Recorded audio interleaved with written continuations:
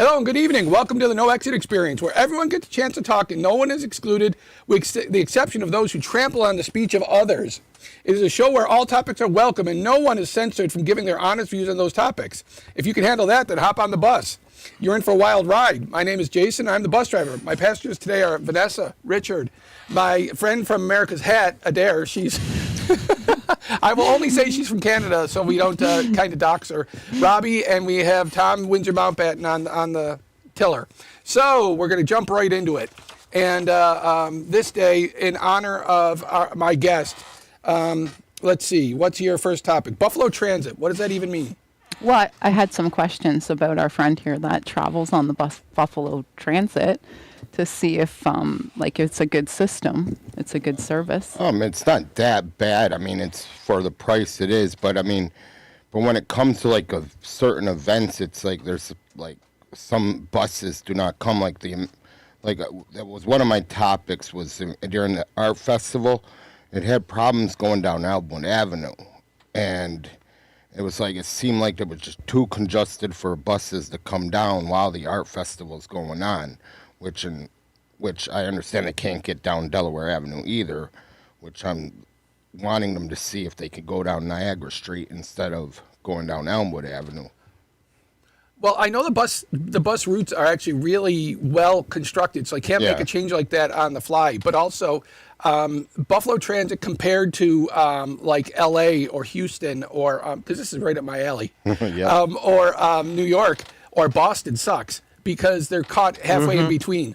I think I rode the bus twice in New York in 3 years. Otherwise, it was always the subway.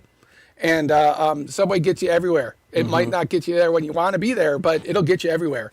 And the bus sucks. And but even in Honolulu, they had two buses that ran 24 hours, the 40 and the 41. The reason I remember that is because of back in 2011, I said that one night, and one of the nurses says, "Why do you know that?" I don't know why I knew that the 40 and the 41 ran 24 hours. I don't know, but I did. That even if it goes everywhere, it's less frequent. If it goes 24 hours, it's once an hour. So if at 2:05 you miss it, you're waiting till 3. Well, that's sort of like here you got to wait until an hour. It's pretty much standard, right, Rob? Well, that's certain buses. I mean, like the 25 Delaware, which is the most biggest out of the line of that buses. 20 yeah, Elmwood. It'll come every maybe 45? 20 to half an hour, which that's easy for me to take, and that, because I'm not far from the Tonawanda, so I can walk from my house to Tonawanda. But you busted my joke. Because women are like buses. If you miss one, another one's coming in 10 minutes.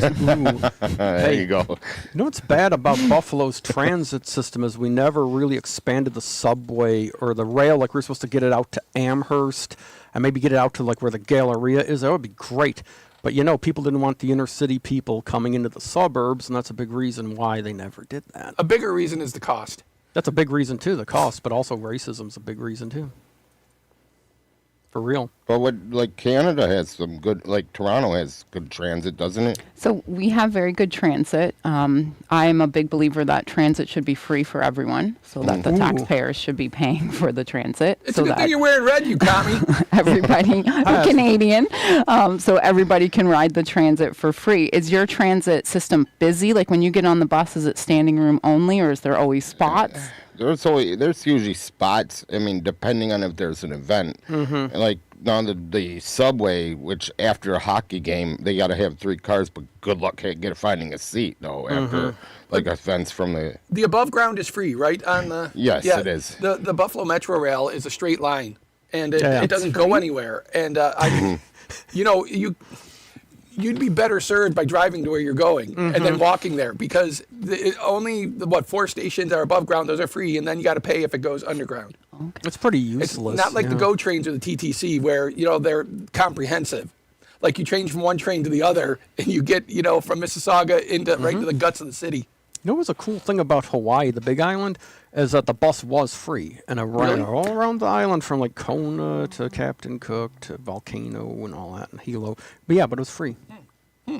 Because I wanted to be on the the Hawaii Metro Rail on its first journey, but everything goes to Ala Moana. So the sub or the Metro Rail in Hawaii doesn't go to Waikiki, where 1 out of 9 tourists are. Well, it's right next to Ala Moana's right next to Waikiki. You No, got, like not- Waikiki, Ala Moana, Chinatown. They're like pretty close to each other. No. Waikiki and Chinatown are right there, and then Ala Moana, you can't walk from one to the other. I thought I did. Well, you may have because you're Herculean, but I couldn't do it, and because Oh yeah, I can walk distances. Yeah. and you'd walk by the woman that they had to move the bus stop for because there was a homeless lady who stunk so bad because she hadn't bathed in literally over 20 years, and they couldn't make her move, so they moved the bus stop. So they left her there, but the bus stop where she was at, they just moved the signage about 25 feet away.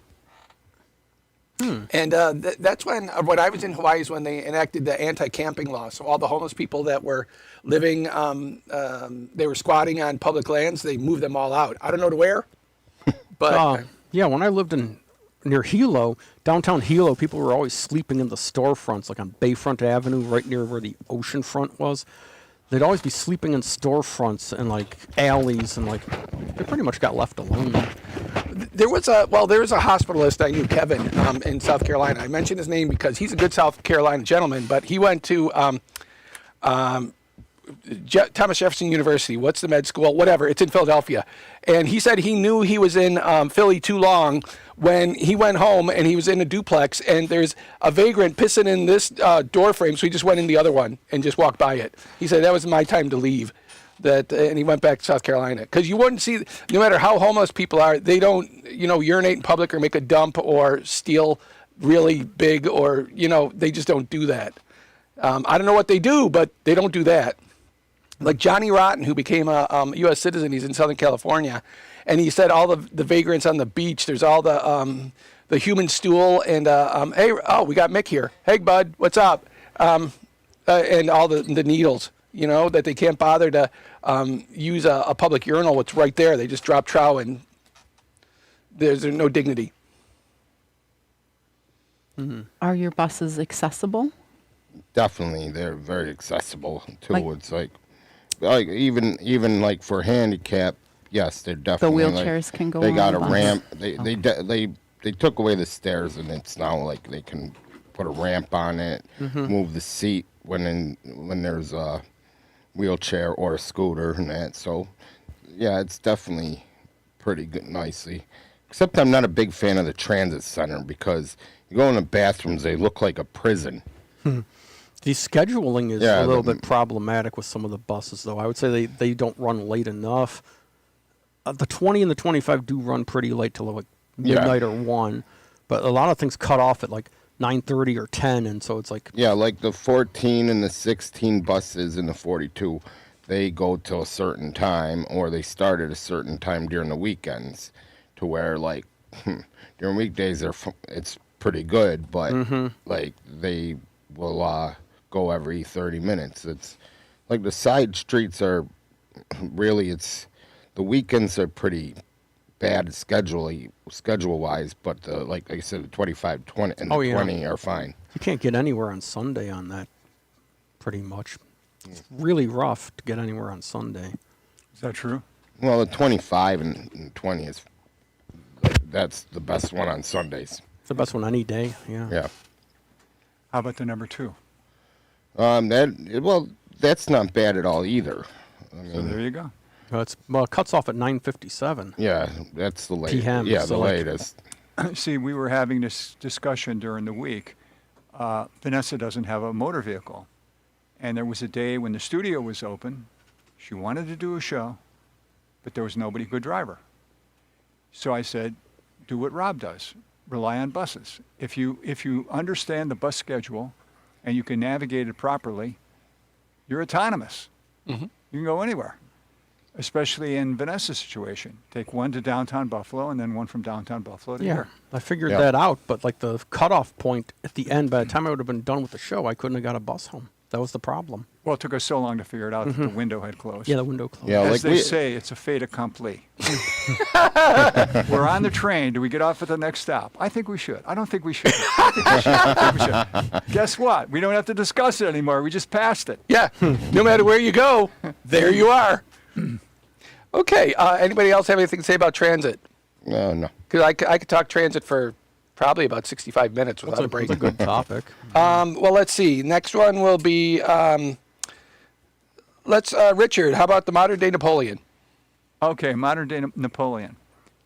Okay, let me. I have to read to you what happened. Okay, so there's a guy. He's a Navy SEAL, and he. You have to learn how to do everything in the Navy SEALs, including jumping out of a airplane with a parachute. His parachute didn't deploy properly, and he fell to the ground, and he ruined his legs for life. So he got discharged, and now here he is, and he's got to learn how to live without his legs. So he takes all his skills and all his training from the Navy SEALs, and what does he do? He says, I'm going to train myself to learn how to use a kayak, all upper body skills, and I'm going to be in the Paralympics for the next one coming up. So he focuses all his energy on the upcoming Paralympics to see if he can make the team. So then the people at the ABC News, they say, oh, this is beautiful because Father's Day is coming up, and he's got 2 children. So we can interview him about his relationship with his children, And so they did. Now, in order for the story to make sense to you, what he told the news, and the fact that he was in the Navy SEALs, he had to study military history. So he had to study the battles of Napoleon. I swear that what he told the news was him paraphrasing Napoleon. So in other words, when Napoleon was just a corporal and he was part of a battle, and the general said, we got to take that fort, but we're going to wait for reinforcements. So I don't want anybody to move with any of the platoons. Everybody stay put. And Napoleon is watching the way the people from the fort are shooting at his people. And he realizes, okay, they just shot, and he starts counting. And he counts a minute and a half. And then they shoot again. And then he starts counting. And he realizes what's going on. They got the kind of guns that you have to reload, and they're all shooting at once, like idiots. Yeah. So he says, we can take the fort. So he doesn't have time to ask the general, should they attack? So he decides, let's do it and worry about the consequences later. But the men know that the general said no attacking until the reinforcements come. So he's got to persuade the people who are under his command to all disobey orders and follow him. So he makes a famous speech to them. And he says, listen, I'm going to disobey orders, and I'm going to be the first one to charge that wall, and this is why. And he tells them about the guns. And he said, it's a sound plan, and if we do it, we'll be heroes for all of France. So I'm going first, and I want anyone who's willing to join me, get behind me. And if I fall down, pick me up. And if I get wounded, carry me.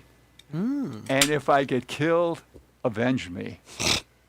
Okay, so they did it. They got the fort. He even got wounded in the leg and had to carry him, but they got the fort. It was pivotal for Napoleon's career because the word got back to Paris pretty quickly about what happened, about this renegade corporal.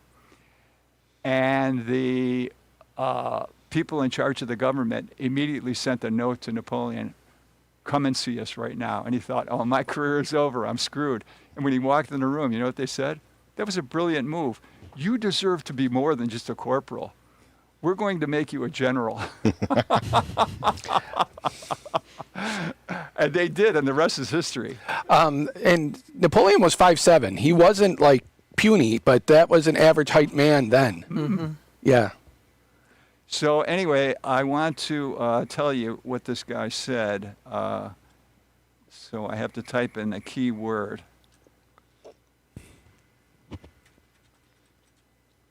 Okay, well, I can't find what I did with it. But he tells his children, he says, listen, children, I'm going to be in these Paralympics. And I want you to study what happens. He said, if I fail, I want you to learn from my failure. And if I fall down out of exhaustion, I want you to build your bodies up so that the same thing doesn't happen to you. And if I succeed, follow in my footsteps. That does sound an awful lot like the Napoleon speech, doesn't it? Well, but the only thing is, it's as likely as not that they studied military history, because if they were enlisted, definitely not. Definitely not. And my rat year, the guy who taught at Major Hartford for U.S. history, he did military history, and that class sucked because he wasn't a teacher. He sucked. By the way, did I tell you he sucked? He was a horrible instructor. He was horrible, and it was military history, and we didn't do any Napoleon. It was all U.S. Wow. It was all U.S. military history. Wow. So I know more about Winfield Scott and nil about Napoleon, except what I learned later in my life. So this story I just told was probably the first time you're hearing it. It is. But I gotta give him credit, though, man. To be mentally very sane with losing both of his legs. But you know, there's people that don't give up but losing a limb, like the drummer from Def Leppard.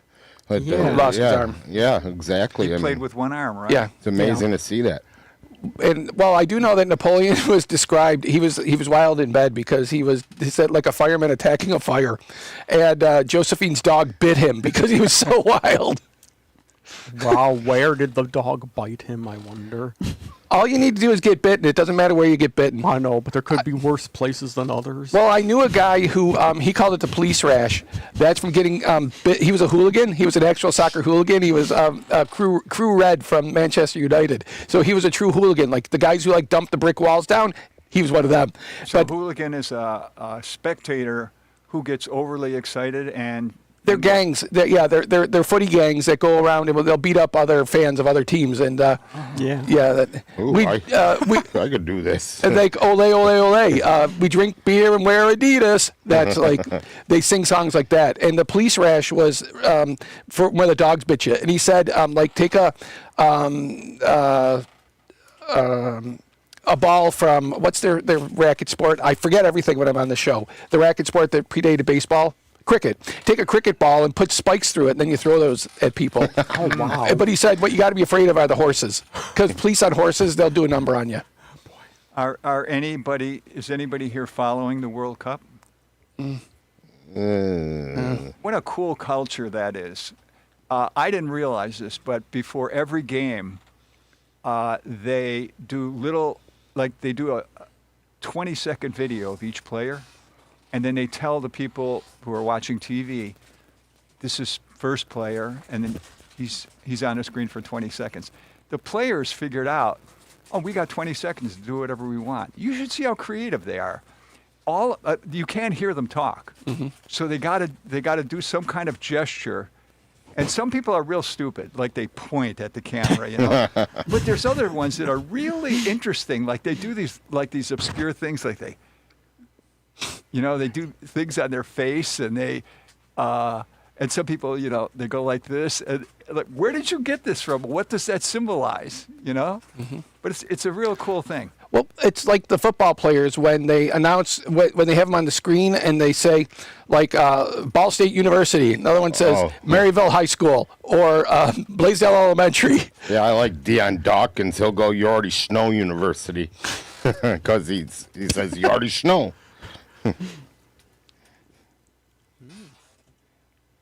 But that's really where you find the creativity. Some people got it and some people don't. Right. I mean, it's like Sylvester Stallone said about the movie Over the Top about arm wrestling, which was a schlock film. It was, But he said there's guys here that work for IBM. There's guys here that can't spell IBM.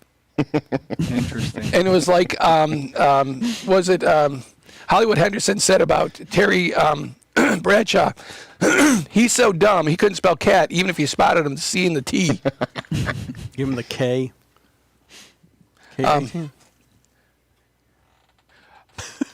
No.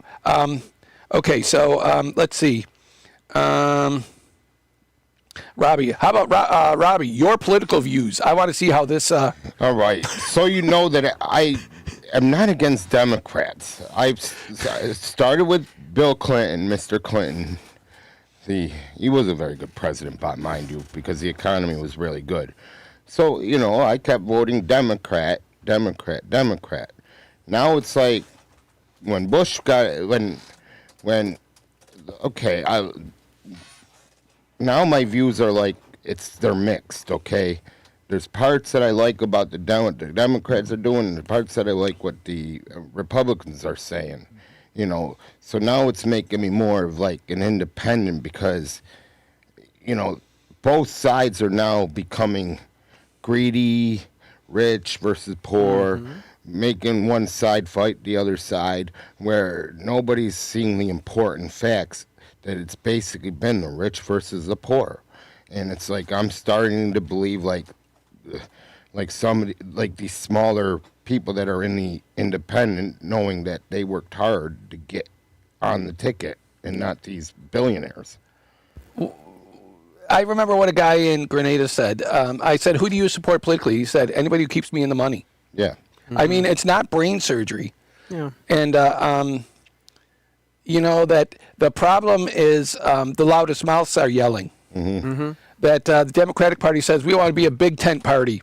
Well, that means you have the loud screeching people, the Democratic Socialists. And when you villainize one group, because American Jews are Americans before they're Jewish, if they're not practicing, they're even still Jewish. And when Zoran Mamdani is taking away any city support of Jews, that sends a message. When you have your biggest percentage of any city in the U.S. that has a Jewish population. What has he done to take away support? There was a couple of events that New York mayors traditionally go to, and he didn't.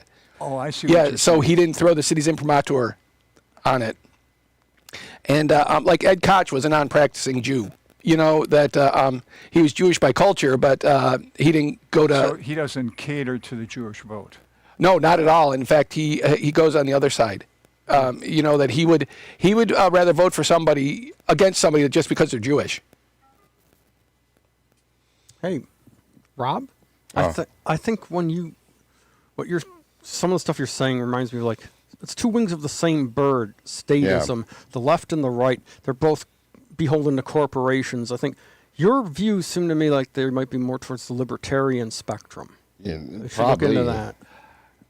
Left libertarian. There's right and there's left, and the left is a little bit more. I mean, don't get me wrong. I liked socially what Obama open. did, except that healthcare, which it kind of screwed the smaller employers.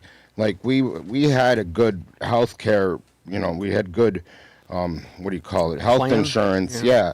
But then what I texted you after we did that show, what happened is when these smaller companies can't afford the health insurance, so we have to, you know, get it on our own, which when I had Fidelis, it went from like each year, and my wages never went up. It went from $23 a month, $43 a month, then $123 a month plus co-pays. And that's kind of screwed everything on that. Do you know how much I was paying on the exchange? What's that? $561 a month. Oh wow. And that was for silver. That was not for gold. So, but what it is, it's just straight economics. You know, that people that look at economics from the right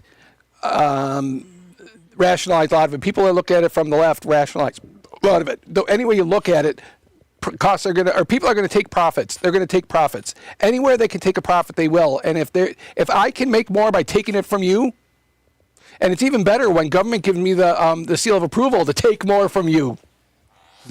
So, and that's what they do. That's why costs have gone up, because there's nobody to rein in the insurers. Yeah, like if Kamala had time to have her plan set for a fact. I mean, because she was saying she wants to get the middle class back, but if she had time, like if Biden dropped out sooner and she had time, I would have loved to listen to what she said. Oh, I'll tell you why we have Trump now, because Ruth Bader Ginsburg stayed too long, and so did Joe Biden. They both should have bailed out earlier.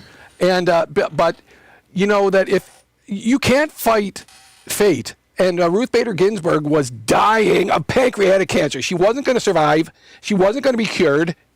She can't effectively, people that are at in stage 4 cancer, they can't effectively do their job. Plus, she was in her 90s. Oh, I have one I point. think. I think she was early 80s, I don't think she was that old. Also, you get Trump because of the ineffectiveness of the Democrats when they had power. Joe Biden and Merrick Garland were not aggressive enough in going after Trump after January 6th. January 7th, he should have been in a jail and not be able to run for president again. But they were too wishy-washy, playing by old rules. There's new rules under Trump. You cannot go by the old rules, and the Democrats made that mistake when Biden got elected. Well, I wondered why Merrick Garland was being so slow. I wondered why, because really, I mean, he was diligent, whereas everybody in the current administration is so dirty and filthy. Like they say that Jay Clayton is some step up as Director of National Intelligence, but he has no experience in intelligence, and by law, you're supposed to. I would be a better DNI than he would. I mean, he's just U.S. Attorney for the Southern District of New York. He doesn't have any intelligence experience.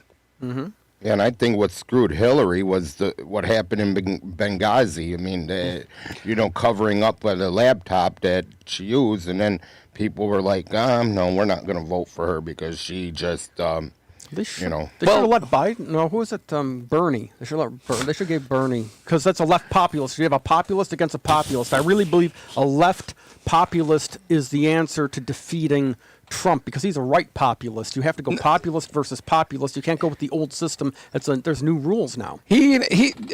Trump isn't even right. He can't explain what's going on. He takes things from the left, right, and center, and just. Where does he get from the left? What are some examples? I'm trying to think what it was, but because the thing is, he's conflated it, and because I did economics for a year or half a year, and I was like, this sucks. Oh, it sucked. Econ 101 was bad because Colonel Duncan, and I remember Colonel Dupuis said how he remembers Floyd Duncan's name, because be Duncan Floyd Duncan. He says Flunkin' Duncan. So I took Econ 101, and he argued against a minimum wage because he said that the market sets it. So he obviously wasn't referring to his own salary. Oh no! I mean, for thee, but not for me. So do as I say, not as I do, type of stuff. Yeah. I would characterize your views, what you call your political views, without realizing it. You have a Marxist position, and I think that's commendable. What is a Marxist, though? You're a pinko! And just so you know, Karl Marx, right around the 1830s, he was at the university in Germany, and he was studying Hegel, which was the rage. All the universities in the world were studying Hegel at the time. And Marx said he's got good ideas, but he doesn't understand how to put them into practice. He said they're just in the idea stage, they're not in the practical stage. Or I think we were discussing this last week, that it's one thing when you have an abstract idea about what you're going to do, but once you start doing it, you say, oh, I got to change this because I hadn't thought of that. Everybody has a plan until they get punched in the face. Well, you have a plan, and then once you start implementing it, you think of, oh, I should have taken that into consideration. I got to do that now. So that's pretty much what Marx said about Hegel. He said he never tried to implement it, so he doesn't really know how it fits in reality. Someone's got to do it. I might as well be the one. And he devoted his life to putting those ideas into practice. One of the ideas is what you came up with, the whole thing about the rich and the poor, and that, or I should say the rich and the working class. And your idea that you're a member of the working class, and you want your class to succeed. Yeah. And I'm the same way. I'm a member of the working class, and I want the working class to succeed. And the way to do that is to put the working class in charge of the government. So, for example, it could be done very easily. Suppose that a law was passed that every single corporation has a board of directors. Fine. But if you have 10 people on the board of directors, 6 people on the board have to be workers in the factory.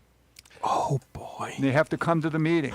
And when they start discussing, hey, we just made a windfall here with this product we're making, they say, let's give it to the workers.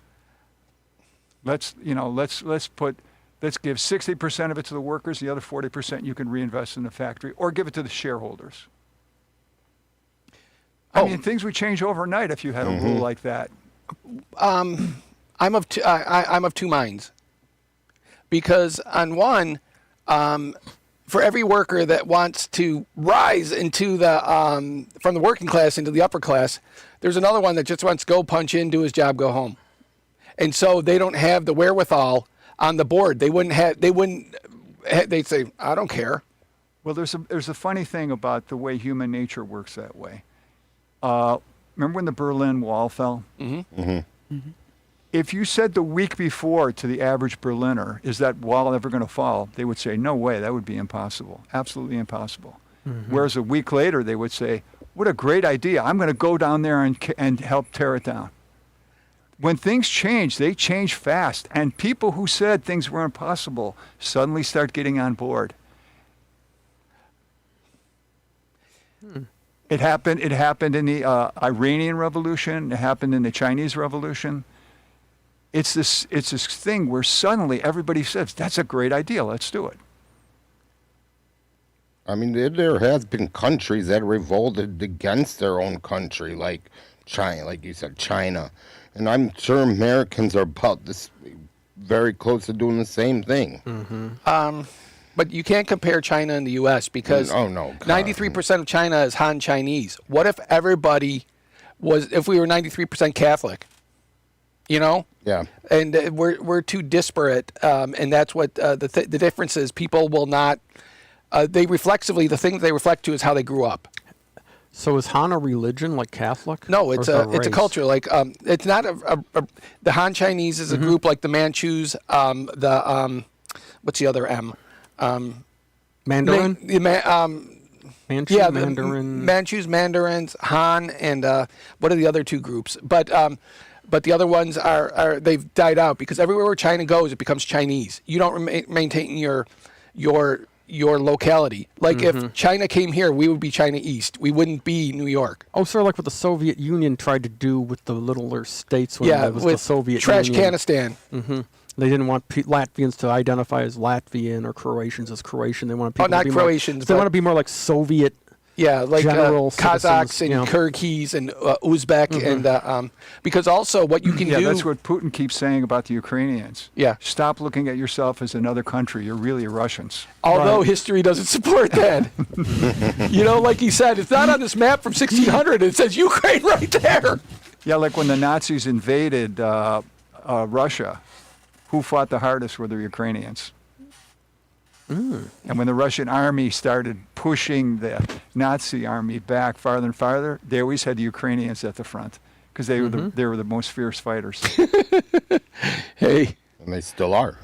And in today's news, Ukrainian drones are bombing Russian tankers, oil tankers. Yes, they might lose their crop, their wheat crop. Something's pushing Putin, and I hope it works. Indeed. Well, who would have thought if you do something stupid without a plan that it would work out? And Dumb Donnie idolizes Vlad Putin, who was KGB. I mean, the guy he wasn't a soldier, he was a spy. Well, some people call Trump Agent Krasnov and claim he's being utilized by Putin and his forces to destabilize America from within and destroy America from within. That seems like a possibility. I just think the guy's an idiot. He's a good puppet. That he was manipulated. This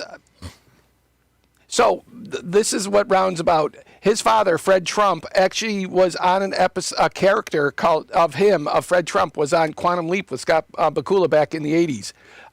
That Vaughn Armstrong, who it's Admiral Forrest from Enterprise, he has played 12 different characters on Star Trek, and Admiral Forrest was the only one where he looked like a human. Although he was a Borg, so he looked kind of human. But he played Fred Trump in that episode. So it was even before Donald was anybody. Because I still stand by what Mike Pence should have said in the debate was, yeah, when Mother makes me roast beef and mashed potatoes, because you say mashed potatoes to Donald Trump, he flips out. But Why? Does he? Well, yeah, because when he was 8 years old and Fred Jr. was 10, Donald was bitching what he was prone to do because he complains about everything. And so Fred just took the mashed potatoes and dumped them on his head. Oh, I never heard that story. Oh, yeah, Wow. yeah. So Oh, wow. that mashed potatoes set him off. By the way, there was a Buffalo connection with Donald Trump because supposedly he told Stephen A. Smith if he wasn't going to get the bills, then he was going to run for president. Oh, boy. Yeah, which was true. He didn't buy the bills, and, well, Mary Wilson is smart enough not to give him the bills anyway. He gave it to the Pagulas, which I agreed with. Well, they could have gone to Toronto. Absolutely Toronto not. couldn't keep the Argos, but they would have the bills. Yeah. That's why I'm not going to a Bon Jovi concert. ever. Yeah, that was his plan, Yeah. right? He was going to move him to L.A. or Las Vegas or something. No, in no. Toronto. Toronto. He was Toronto. moving to Toronto? Yeah, that Bon John- Jovi? yeah. Okay. Yeah, anchovy. You can't have the bills. No. Well, then you got Jim Balsillie of the BlackBerry fame who wanted to put a team. If he couldn't, he wanted to get the Sabres and put them in Hamilton. Yeah. Which is close enough. That's like Baltimore and D.C. Thank goodness, Pagula. Thank you. Well, Fracking empire to the rescue. that for that. That's how they made their money, fracking, Oh yeah. hurting the earth. Okay, so let's see. Who hasn't had a category yet? Me. Let's see if you have anything. We have. I want to know about Burgermeister Meisterburger. Okay, you know Meister Burger from the Santa Claus is Coming to Town Right. Christmas special. Yeah. Well, he reminds me a lot of Trump if you think about it. Very self-centered, wants to make anything fun or joyous illegal and turn America into like a virtual somber town if you think about it. If you know the cartoon, look at the similarities between Trump's personality and how he responds to things and how he reacts, and compare it to Burgermeister Meisterburger. It's very similar. Whereas, Burgermeister Meisterburger didn't have kitschy gold shit on the walls all over his palace. And he didn't think that a well-done steak with ketchup was the de rigueur chef's kiss of eating. But remember when he tripped over the toy and he says, "Oh, all toys are evil. We got to make all toys illegal." Like little tiny things like that. It's like the kind of stuff that sets Trump off. That's like Dr. Id, he only reacts to the most primal things, So what happens to this character in that movie? He gets enlightened. Oh, he gets At the enlightened? end, he gets enlightened. Yeah, like through Chris But he Kringle. was really, Because Chris, So does Chris he hit a Kringle low brings him a point toy. and then he gets he's always enlightened? low. He's always low, and then Well, what precipitates his... we don't know. Oh, Chris Kringle brings him a toy, and he says, "A yo-yo. I've always wanted a yo-yo." And he starts crying because when he was a kid, he wanted a yo-yo and didn't get one. So Chris Kringle put one in a stocking or something like on Christmas, and Meisterburger got a toy, and it melted his heart, and it got rid of things from his childhood that he was regretful or sad over. So then he liked Chris Kringle giving out toys. Have you ever noticed that is a recurring theme in movies where somebody is bad, and then something happens and they become good? Oh yeah, like It's a Wonderful Life. Yeah. Yeah, Or so... a Christmas Carol. Yeah. Well, Scrooge. but Black Panther, where Killmeister, he was not redeemed at the end. He was a nuanced villain, because having a plain vanilla or a plain black villain, Snidely Whiplash, who looks bad and is bad, that doesn't add anything. When you give Does that mean he'll be back for a future... No, he was dead. Oh, he was killed. Yeah. I was also thinking, like in that special, the way they represent Chris Kringle and the people who help him reminds me of how Trump tries to paint the so-called Antifa people or the opposition. He tried to paint Kris Kringle as this horrible scofflaw. He has no respect for law. He's giving out toys to the children, and toys are illegal, and that's evil and rotten. And we're a town of laws, and we can't have toys. So like Trump very campaigned similar. against Cornyn, who was the most Republican guy you could ever meet. Mm-hmm. He campaigned against him, and I mean, he voted with Trump lockstep. So that shows you that completely Trump's all about his own ego and He- himself. he- yeah, and that's it. he's an No only loyalty. opportunist. He's an opportunist. So there's a movie on streaming right now called The Death of Robin Hood. Same thing, bad, bad, bad, bad, good, right? Throughout the whole movie, Robin Hood is a despicable character. He's a murderer and he's a thief. However, every opportunity he makes up a story and starts spreading it to the townspeople about how he's robbing the rich and giving to the poor, and that his sidekick is Little John, who's actually a murderer like him, and et cetera, et cetera.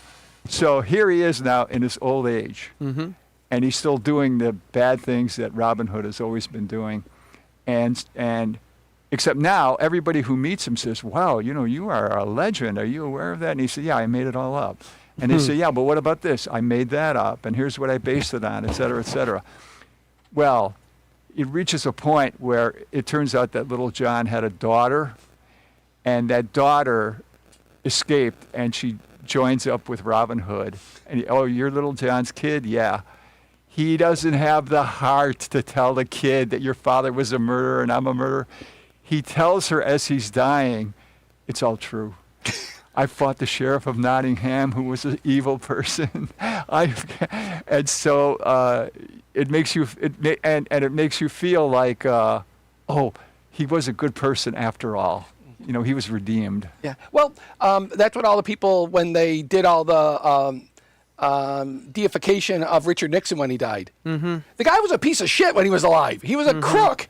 When somebody tells you, "I am not a crook," I am not a crook. or "I'm not a crook," well, yeah, he was. He was damn right a crook.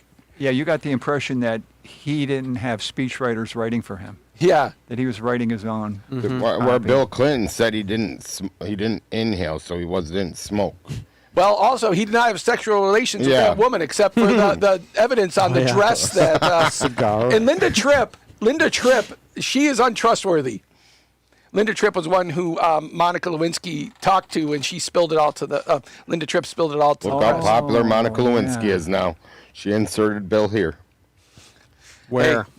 Here. Well, a true story though, that where Monica blew Bill, there's a little anteroom off the White House, or off the Oval Office. That's also where what's his name, Harding, where he would screw his mistress Nan Britton.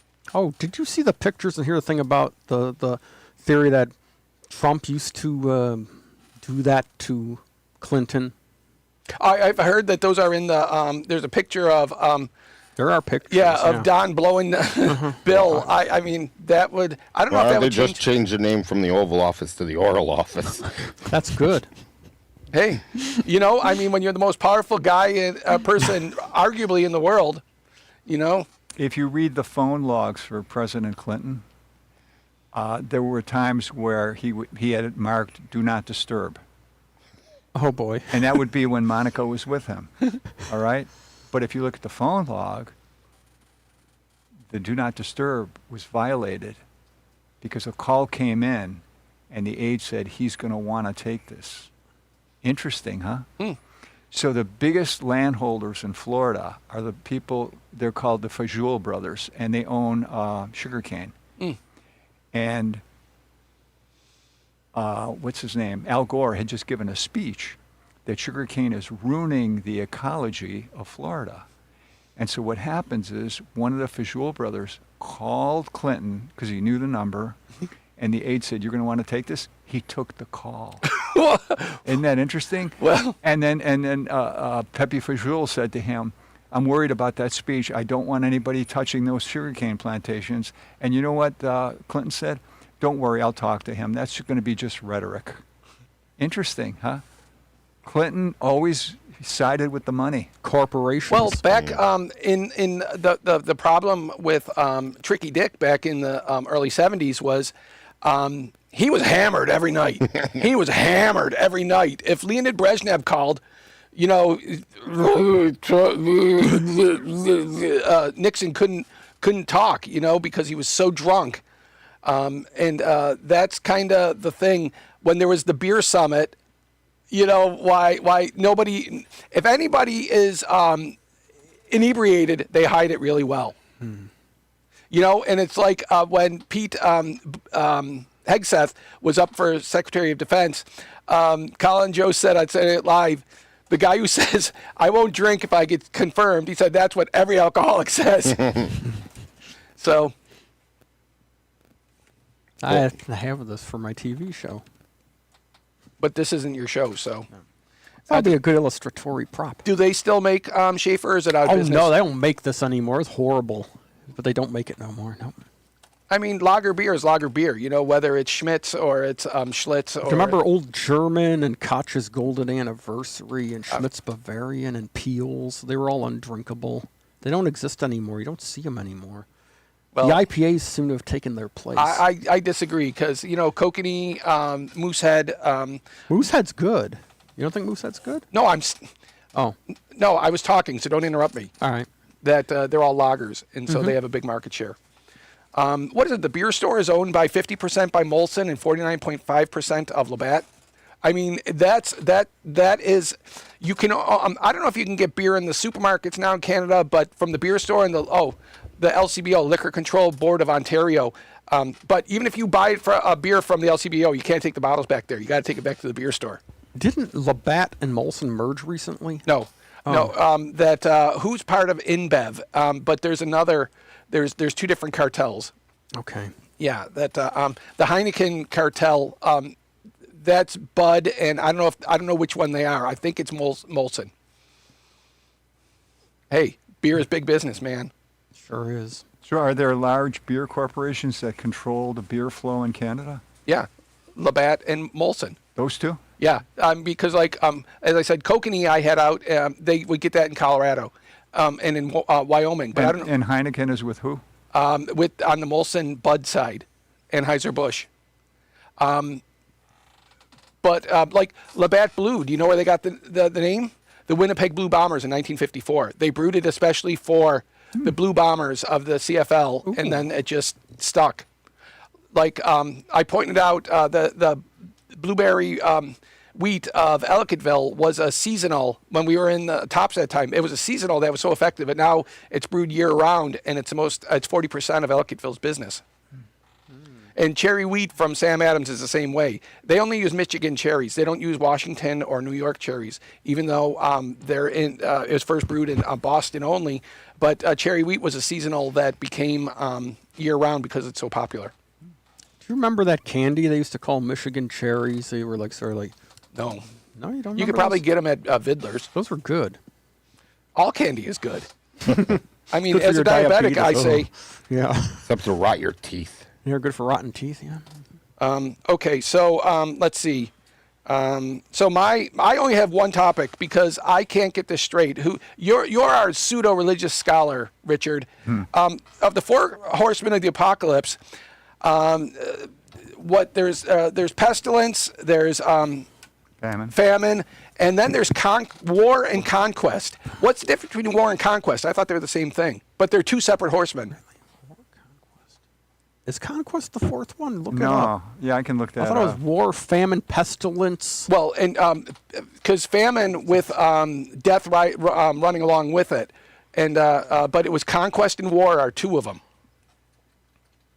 Because if you have to engage in war to get your conquest, and if you have your conquest, you have to war to get it. If that's that makes So no I sense don't if that's understand so. what's the difference, one and the other. Yeah, look that up, Richard. Do you know the good song by Aphrodite's Child, The Four Horsemen? They Yeah, were a Greek yeah. progressive rock band Yeah. from 1972. Yeah. I'm trying to think of the lyrics 'cause that might help me figure out what's going on. I remember the Four Horsemen of Wrestling. Oh, who were they? Ric Flair, Arn Anderson, Tully Blanchard, Ole Anderson. They was the original. And they're all dead. Oh no, Ric Flair's still alive. Oh, I Arn thought Ric Flair Anderson's- died. Nope, he's still alive. Are you sure? Arn Anderson's still alive. Tully Blanchard's still alive. Are you sure? Yep. Okay, pestilence. That's what I said. Pestilence. Yeah. What are the four of them? Pestilence, war, famine, and death. Okay. Oh, so war and death. Well, okay, that's a different. Yeah. I mean, Yeah, because pestilence. death, but death isn't one of the horsemen. Death runs along. It's from the Hebrew Sheol and Abaddon, death and destruction. In Greek, I forgot what the death was, but Apollyon is destruction in Greek. But the Hebrew is Sheol and Abaddon, death and destruction. So that's why the first horseman ran with death running next to him. So, I mean, that's why I wondered that even so, how do death and war differ? You know, like you get killed in war and death comes to everyone. How can that be one of the, Well, war could be a cause of death, but it's not always the cause of death. But death in itself is a natural and a neutral thing. Yeah. You know, that just because somebody dies doesn't mean somebody murdered them. Maybe it means like vengeful death. And sometimes when you talk about death, you talk about the suffering that precedes it. Well, Many definitions, yeah. well, sudden death. 50% of people find out they have heart disease when they suffer sudden cardiac death, which is death within the first hour of symptoms. For example, Nietzsche, he wrote his last book at age 44, and then he was too sick to write another book.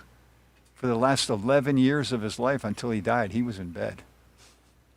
So that's your deterioration. Well, did anybody? And what's funny is he's the one who wrote, "What doesn't kill you will make you stronger." Not the best guy to take medical advice from. Well, and I say, what does not make you stronger kills you. You know, the opposite is also true. Yeah.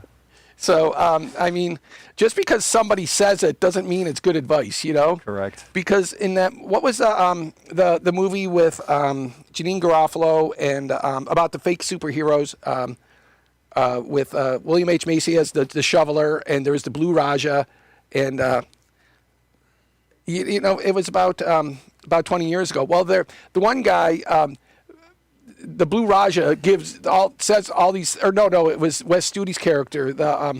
But he says these things that they're not profound in any way. All the things he says are not profound, you know, earth-changing things. It's like, when it's cold outside, I'm cold.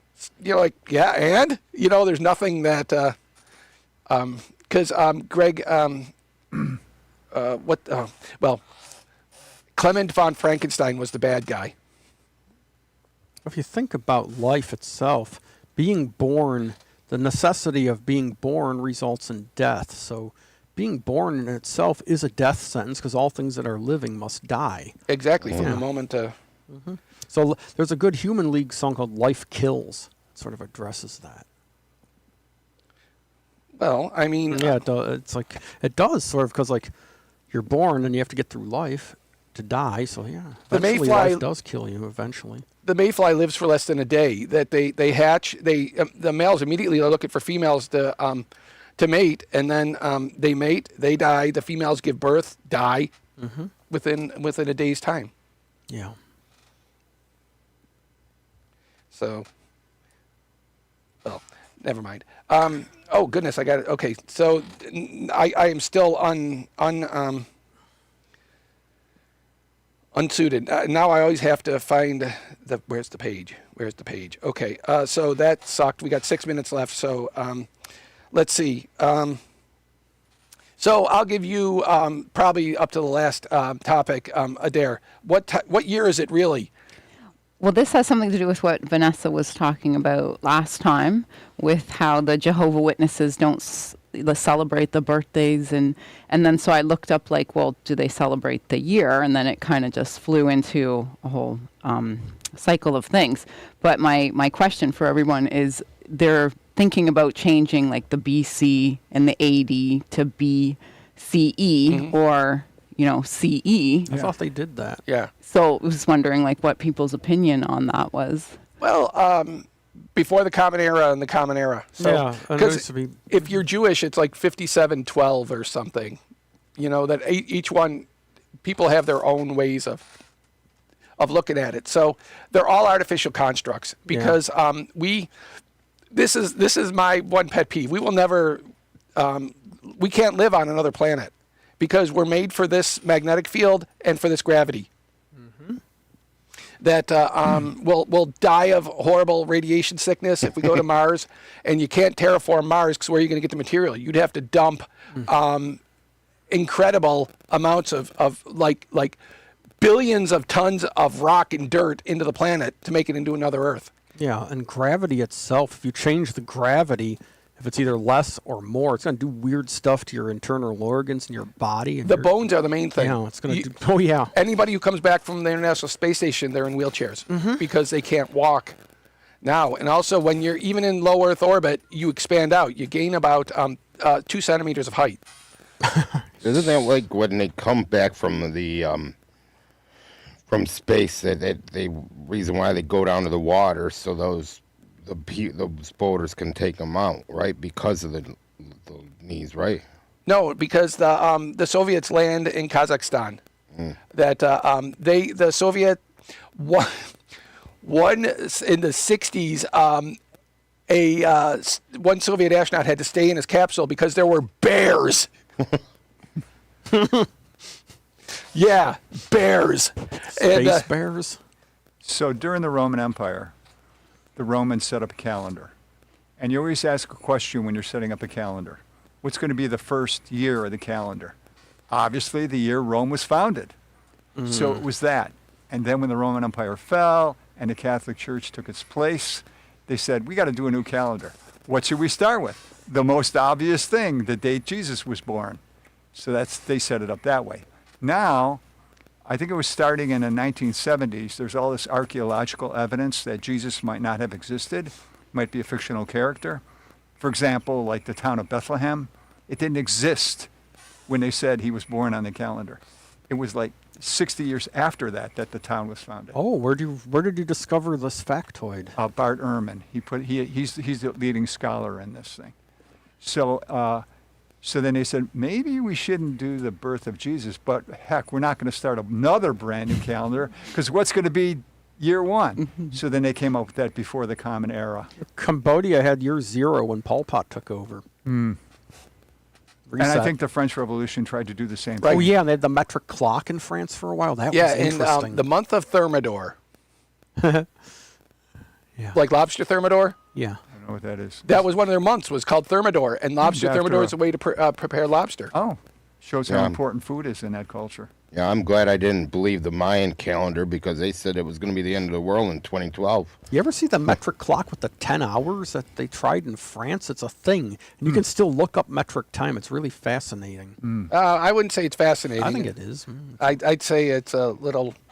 I mean, It's interesting, at least. well, I it was like what's the guy from Nashville, the comedian who was on Saturday Night Live? Nobody knows about. We'll have 12 inches in a foot, and there will be 5,280 feet in a mile. Why? Nobody knows. He was playing a Continental Army soldier, and because listening to Canadian radio, you still I hear things. I never hear gas prices, but steak by the pound, or a 300 centigram bag of frozen vegetables, but they give you the steak by the pound. And still, if you tell people I live 100 miles from Toronto, they know what you mean. They won't say 160 kilometers from Toronto. So, and the reason why we don't use. Don't forget, you got to tell your joke. I'm thinking I don't have a good joke this day. Okay. Oh wait. No, that's offensive. Oh, I got an oldie but a goodie from the 60s. Okay. A guy calls his doc and says, "Doc, you got to help me. I got carrots growing out top of my head." And he said, "That is a problem. You should come right in." He says, "Don't I know it? I planted radishes." Oh, that's great. Or parsnips. They're similar. See, when you do that, that means you didn't get it. I get it. Well, in any case, we thank you all for coming out. Let's see, we're on TikTok, we're on Twitch, YouTube, and the Facebook. So if you got any comments, you can leave them there on our socials, or if you have my number, you can You can send it to me, but I'm not giving you my number. And we thank y'all for our guest from coming from Kazakhstan, Adair, and all our regular viewers. And does anybody have 5 seconds of anything they want to say before we stop? Moosehead is good beer. It is very Yeah. good beer. Very good Yeah, they beer. have it at Wegmans. Keep your feet on the ground. Reach for the stars. Oh, thanks, Casey. or should I say Robin? Casey Kasem did the voice of Robin for Super Friends. And Shaggy. Like real man. Okay, have a great weekend, y'all. Thanks again, and we're.